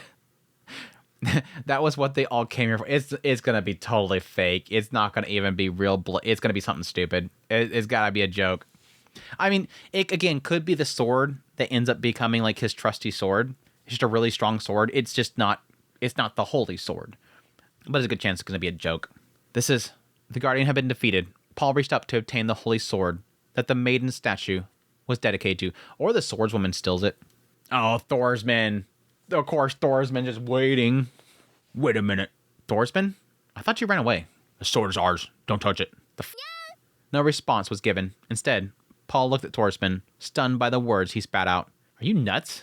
Don't go talking nonsense now, when you're the one who was running away. You're the one talking nonsense, aren't you? Paul, you know what I'm talking about. When two or more parties fight for the same monster, the party whose member killed the monster gets the materials and the reward. It's an unspoken rule between adventurers. Oh, bullshit. Oh, bullshit. Because didn't he say that she wasn't a party member? The way that he spoke earlier, didn't he say that she wasn't a party member? You're just a mistress or something like that? Call him bullshit. I'm scrolling back up. Of course, they probably bring it up in a second. If it's between a comrade of the party and a mistress, of course I would cut off the mistress. Yeah, she's not even a comrade. She's not even a party member. What about it? It's none of your business. No, it is my business. I watched the whole thing, and it was Ellen-Lise who put the final nail in the coffin. Ellen-Lise is my party. So, if anyone has a right to the Holy Sword, it's me. Are you f***ing for real? Thorsman, are you sure you have it right? Ha, I know I'm right. You're the one that actually put the finishing touches on him, remember? Ellen's Dragon Road of the Lord of Judgment finished him off. Then, as the leader of the Lord of Judgment, I have the right. Have you forgotten what you did to Elise? You used her as bait, didn't you? And now you want to take credit for everything? Don't you have any pride? Even Paul, who had no connection to the party, knew about unwritten rules. Still, Thorsman's attitude made him angry. Shut up. You talk about pride. Yeah, Paul, if anybody talks about pride, it's pretty bad. If you're being insulted about pride by Paul, it's pretty bad. If you discussed Paul, it's pretty bad. The party's been decimated. And if people find out I was running around like a at the end, the reputation I built up will go down the drain. I'm bringing back at least the Holy Sword. Or else, it's not worth it. If it's pride you're talking about, this is my pride. Stop with the foolishness. I'll bring down the name of the Lord of Judgment if you keep talking like that. What? You abandoned me. I'm not such a weak woman that I would cling to you forever after you abandoned me. You say that I'm in the Lord of Judgment. Then I'm leaving the party right here. I don't need the leader's permission to leave the party. I thought you were a rough but interesting man. But what a small fry you really are. I'm out too. I can't keep up with your bull any longer, one of the other adventurers said. You bastards. Annalise and the others declared, and Thorsman's face turned red with anger. He pulled out his sword at his waist. If you won't give me the sword, I'll finish you all off right here. Dude, he couldn't even handle the monster. You think he could take on everybody? Dude's, I guess, confident in himself, I guess. It's 5 against 1. Are you really going to do that? You tired bastards are no match for me. Sure, he's almost unharmed. I got us out of a tight spot with a friendless wolf. But someone might die just because of this, Paul thought. Paul's decision was quick. I get it. If you insist, the sword's yours. Paul, what are you talking about? We couldn't have beaten it by ourselves. If it weren't for Annalise, we might have died out here in the wilderness. Besides, there's also the unwritten rule, and it's not out of line for Lord Judgment to take the sword. You're a very understanding guy. I just thought it'd be boring to come all this way and have someone die because of selfishness. I'm just going to give you the holy sword. I'll take the friendless wolf's materials. Yeah, fine. Have your way. Thorsman rushed past Paul to receive the holy sword. Geese ran up to Paul. Are you sure about this? You wanted the holy sword. That's why you came all the way here. It's okay. We got the rare materials, so it's not a waste of our time, is it? That's not the point. No, it can't be. Geese was about to continue when he heard Thorsman's voice. When he looked up to see what was going on, he stood stunned with the holy sword in his hand. He pulled the sword out of the scabbard. Hey, it's just a sheath. What the hell's going on here? It's a replica. A replica? Perhaps they were only originally imitations of the original. Nothing unusual. Replicas or not, they are sacred enough for those who believe in them. But it's ridiculous. It's such horse. Thorsman was so stunned that he collapsed to his knees on the spot. I guess they can go that route. Again, I could figure it'd probably be fake or something too. He had just lost his fame and his pride, and he had nothing to show for it. Ho, the poor fellow got his just dessert for trying to abandon us. That sucks, leader. The 2 former party members mocked Thorsman, but he no longer seemed to have energy to get angry. Eventually, Thorsman wandered off. Paul and his party decided to leave the ruins after collecting the materials and other items. A replica, Paul thought. You risked your life for this, and he lost everything. You risked your life too, Paul. If he had at least taken care of his friends, at least he would have had a party left. Yeah, I kind of thought that Paul had an idea of what to do. I didn't figure Paul would actually give up like that. It feels weird.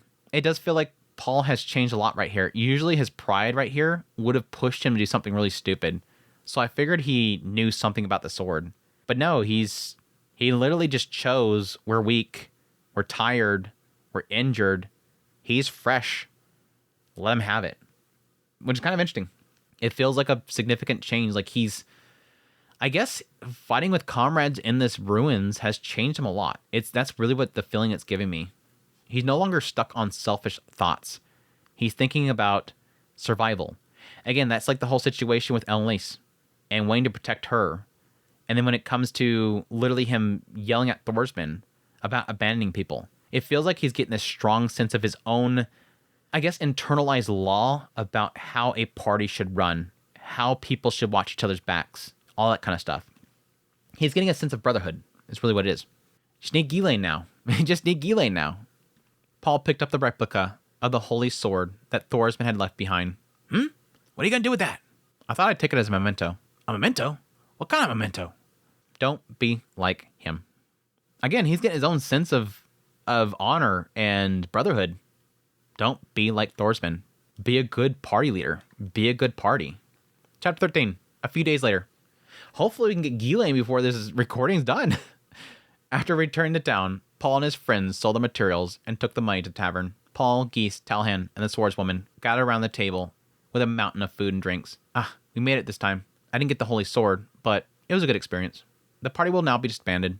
That's what we were thinking about to begin with. Well, yeah, right. So, I'm asking you again. This time, it's official. Form a party with me. Paul shouted it. Geese and the others were wide-eyed. The name of the party is... yeah. I can't think of one right away. So, I'll take Lord of Judgment for now. Gosh. No. Gross. Right. Let's keep on adventuring together. Like, did Lord of Judgment get disbanded? And he could take that name? I mean, they didn't imply that he lost all of his members then, but I would assume that you still have to officially do that. Just like Dead Inn still continued on for a long time, and he finally disbanded it later. Paul invited them forward, looked at each other, and shrugged their shoulders. Well, we've known each other for a while now, you know? I know it's fun to be with you. That's why it's okay. I'll go along with you. Well, I don't want to call the party by that name. Paul raised his eyebrows as he was denied with a sharp point of a finger. The female swordsman pulled his arm. I'm sorry. Having an adventure with Paul sounds fun, but I'm tired of these fights. But you have to keep your promise. Tonight, it's... Oh, of course. Of course, the swordswoman that's just named swordswoman doesn't join the party because we don't recall a swordswoman being in the Fang of the Black Wolves. She fidgeted and looked embarrassed, and Paul gave her a leering grin. Hey, don't you have a reaction for me? Anything at all? Something like, thanks for reassurance? Paul tilted his head at Geese's bellowing. You're a little late to the party. I know you'd jump on. What about Talhan? Talhan, who was quietly listening to the conversation, downed his drink in one gulp without replying. I don't know Paul well yet, so let's compare drinks. A drinking contest? What you do? Want to try me? Yeah, I'll take it. Hey, are you serious? It's a well-known fact that Talhan drinks like crazy. No problem. It's not like I have to win to join the party or anything. Well, yes. I just want to see what kind of man you are. Then I'll show you plenty. Easy, boy. Easy, boy. Easy, boy. Paul and Talhan began a drinking contest, but it was hard to settle. They drank so much they ran out of money they earned at the ruins. On this day, for the first time in his life, Paul was unable to fulfill his promise of an evening with a girl. He's got... This is really stupid, but this is big development. This is like big character development. Again, Paul choosing camaraderie and hanging out with Talhan and drinking rather than going out and banging this girl. He's choosing comrades. He wants this party. He wants to put this group together, and he's having fun. It kind of shows how big the Fangs of the Black Wolves ends up being for Paul himself, and technically what it means for him leaving them, honestly. In any case, in the bar filled with the smell of alcohol, a party, tentatively called the Lord of Judgment, was formed by three men who, according to Paul, were not pretty. So where's Eloise? Are we not... Are we just... Is Eloise not there? I thought I'd seen her... I thought she spoke up earlier. Yeah, where's Eloise? No, she wasn't there. Huh.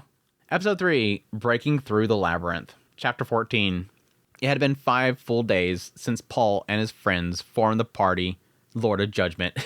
Although the name was still tentative, they've been fulfilling several requests based at the Great Bird Inn, but Paul had his own thoughts on the matter. After finishing distributing the rewards, he spoke out gravely. This is a grave matter. Don't you guys agree? Yeah. I do. Whoa. This meat dish, it's yummy. Not enough booze. Proprietor, another round of drinks. You guys, you didn't listen to anything I said. I'm the leader of this party, and I'm talking about the future of this party. Will you listen to me more seriously? Paul stood up from his seat and raised his voice. Geese and Talhan sighed and looked at each other. Paul's the only one having the problem with that. We don't have a problem with it, do we? Yeah, how true. But I'm not against it. You can do whatever you want about it. More importantly, let's do something about the name, shall we? I mean, why are we keeping the name Lord of Judgment? They're just stuck on Lord of Judgment. I can't tell you how many times I've been mistaken that we were with Thorsman. We can't keep borrowing the name of the other party, even though they disbanded. That's not the point. We have more important things to do. Paul slammed the table, stood up, and barked at his cool-headed companions. We need more women, that's what he's going to say. Geese, Talhan, you don't get it, do you? We're missing something important. We lack beauties. Yep, there it is. There it is. Okay, he hasn't changed. I thought, man, Paul's changed. Nope, he hasn't. We need a peaceful girl and an elf. Paul was dissatisfied with the party he had formed with only 3 men after being rejected by the swordswoman he had invited to join them. It was just too much. If the male-female ratio was going to be skewed anyway, I would prefer the party to be overwhelmingly female. When I'm fulfilling a request, when I'm drinking afterwards, when I'm staying at the inn, the only people around me are men. You know what I mean? You know what I'm talking about? This is a problem that needs to be solved as soon as possible. Well, you know, there's no shortage of skilled female adventurers. They're already in a party somewhere, aren't they? I don't think anyone would join a new party now. And what's more, our name is... Yeah, it's a bad name. Paul before now, Lord of Judgment, has a bad reputation. That's why it's not well received. Well then, maybe we could just recruit new adventurers that have never heard the Lord of Judgment. Just change the stupid name. Just change the name. Oh my gosh. That's good. But are there any newbies who can keep up with you? How about that girl over there, for example? Talhan looks at a female adventurer who looked like a newcomer. She's cute. Has big breasts too. I'm sure you can hold her as a woman. But can she have your back as a companion? I don't think Paul's looking for that. I'm not sure. The girl is absolutely adorable, but she can't take care of her weapons. I couldn't trust her with my back. I know you're level-headed enough to see that, so I said you can do what you want to, Paul. I see. Is that so? He knew what Talhan meant. It would be difficult to find adventurer who matched the party's strength, despite gender boundaries. Again, that's a whole mix-up you had at the very beginning. You were looking for females to bang and hang out with, not looking for people that could survive. People are looking to form parties of trust. Even though, yes, Thorsman sucked at it. Even just the men here are the ones who had a hard time just finding the right party members. A female adventurer, Paul thought, who matches our strength. A woman's face suddenly appears in Paul's mind. How about her? Her? Who? You know, the adventure woman. That Ellen from Thorsman's party. She's at... I wonder what she's doing now. I know that Ellen is a good fighter, having fought with her at the ruins. Besides, she wasn't bad with us. She's not really my type, but I think she fits in well with us. Damn, Paul doesn't like her, doesn't think she's a type? Damn. Paul's got some interesting taste, so why don't we invite her to join us? The more they talked about it, the more it seemed like a great idea. While not Paul's type, Ellen would definitely be a flower. Well, if you say so, I might as well give her a shout. Where can I find her? She was a fancy woman.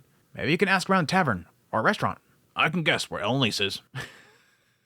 Just look around for some beds. Just look around for... But it's interesting that Talhan's the one that's immediately speaking up that he knows where to find her. What?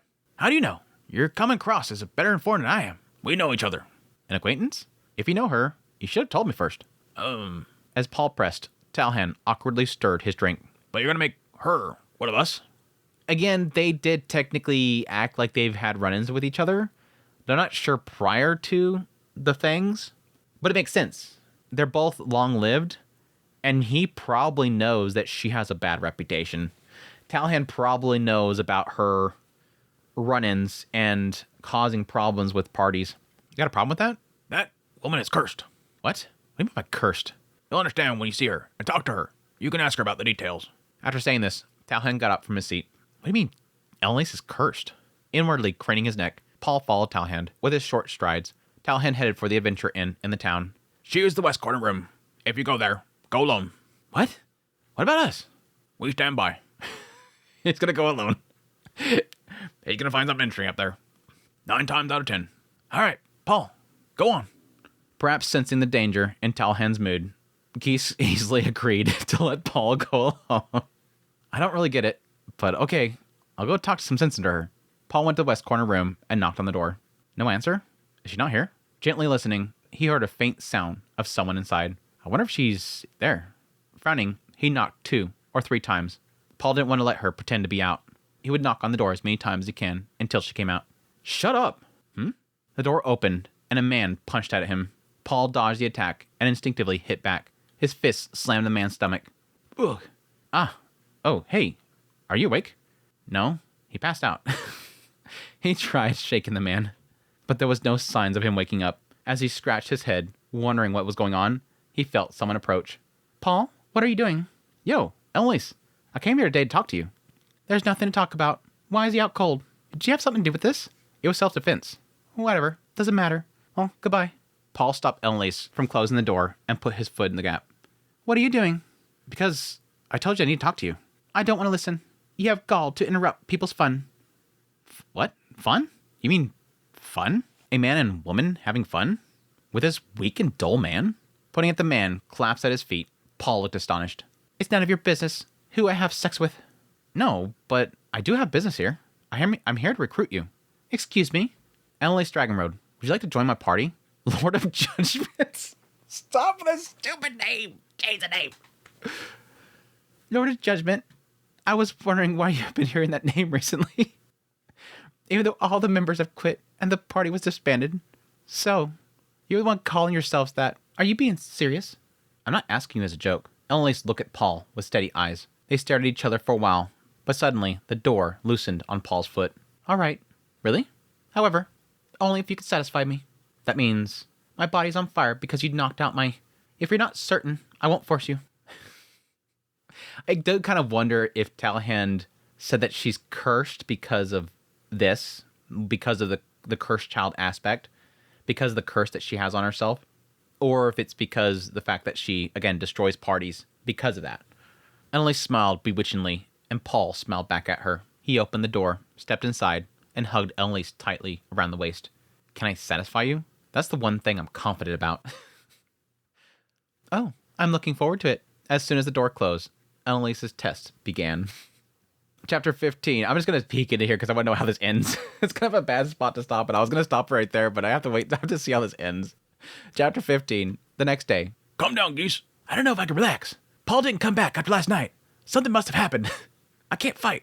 When time comes, I'm counting on you, Talhan. I don't think you need to worry about that. Let's go. First thing in the morning, they rode into Annalise's room, and what they saw there was their leader, Paul, squeezed out on the bed in a heap. She drained him. She drained him. Is he dead? Don't jump to conclusions. He's still breathing. It was a fun night.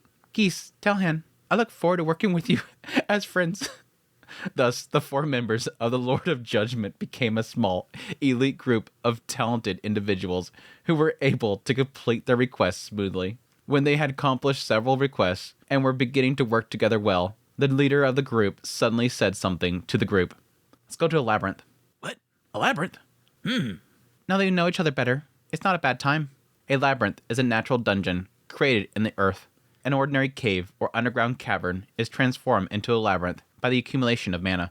I assumed the ruins earlier was one because it had a door, it had a guardian and everything. But they just called it ruins, technically. At the innermost part of the labyrinth, there was a huge jewel called a mana crystal, the presence of which attracts monsters. The labyrinth is said to grow larger by absorbing monsters and humans who die inside. That technically should be the mana. It absorbs their mana. Isn't that right? And it's part of the adventurer's romance, to traverse the labyrinth. But do you think it'd be that easy? Isn't a labyrinth more troublesome place than ruins where we search for the holy sword? Yeah, that's right there. He's making the distinction, apparently. That's why it's okay. If we can conquer a real labyrinth, we can get a big prize, and our rank will go up. We can go one step higher as adventurers.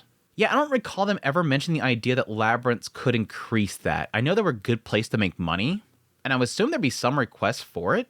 I guess my assumption would be that they could technically have requests to take down labyrinths because technically labyrinths could cause problems for certain areas, ecosystems or whatever. But I don't think they've ever mentioned the idea of like, oh, we took down a labyrinth, rank up. I see. Completed low rank request is not for you, is it? That's what I mean. So let's go to a labyrinth. I understand. But do you know where to find a labyrinth? Geese will do his best on that. Hey! We have to be set up with our equipment. And of course, we will have to be very careful in our preparation for the capture. Geese will do his best for that too. Aren't you going to listen to Aren't you going to listen to my opinion? What the hell? You're not going to do it? Or are you just not interested in conquering a labyrinth? No, that's not the case. Is that I'll end up doing everything myself while you guys wait around on the sidelines. 1 week after the leader Paul's sudden proposal, Lord of Judgment left the town to go to the nearby labyrinth. I like he's still got the stupid Lord of Judgment name. They were not as pressed for time as they were for the ruins of the Holy Sword. They took about a week to carefully make their way through the labyrinth, checking their coordinates and their tactics. We'll camp around here for the night. Let's finish getting ready before it gets dark. Hey, Geese, how far is the labyrinth from here? 3 days if we hurry. 5 at this rate. Oh, it's still quite a ways off, is it? So how much longer until we reach the next village or town? There's a small town a day from here. I'm thinking we should stay there for tomorrow. One more day. That's about right. Manhunting? Italian. Manhunting? Manhunting? It's all right, I've got to get my energy up before I tackle Labyrinth too. Whatever you do, don't cause trouble. Geese looked dumbfounded, but got to work preparing the food. When the sun had set, Paul and the others sat around the campfire and enjoyed the evening meal Geese had prepared. What?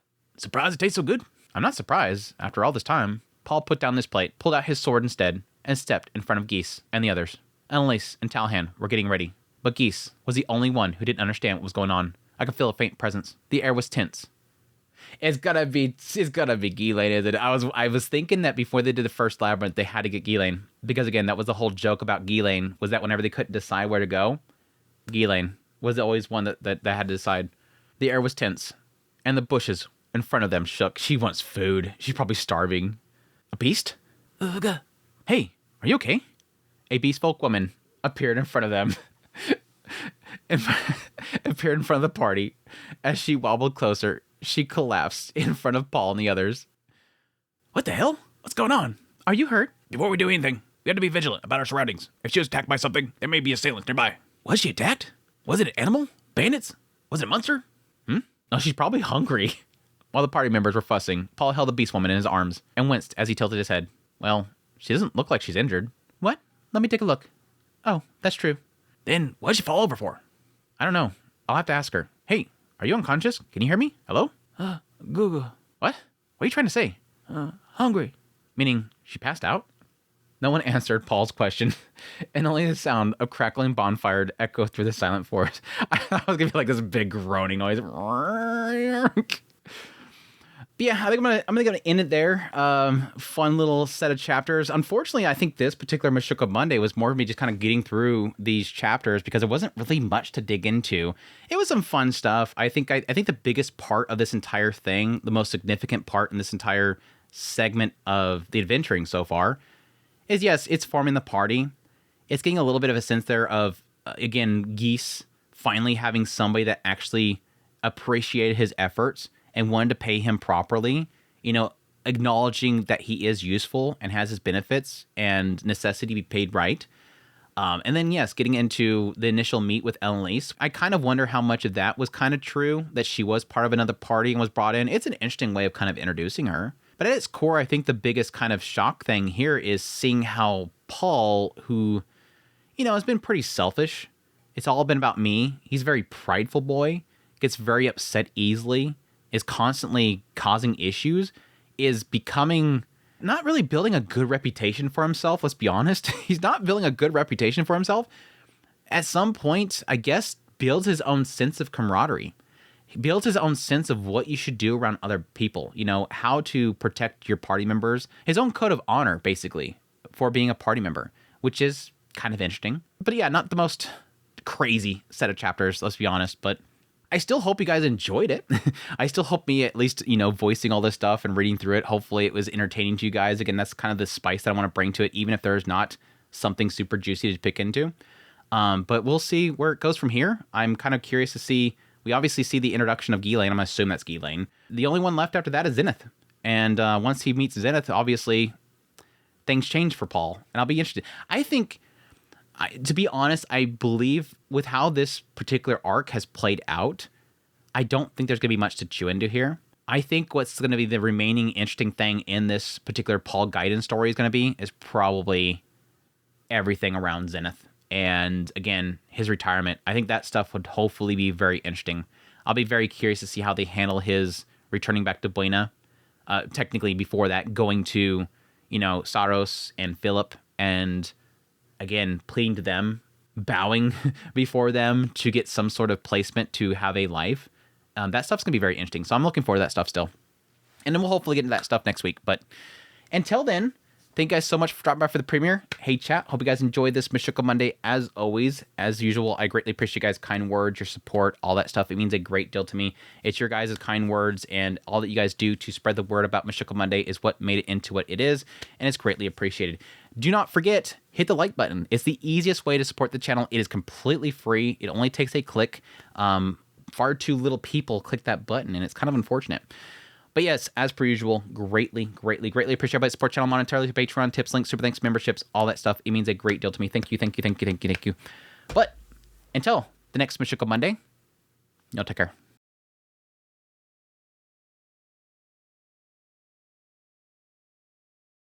Left the town to go through the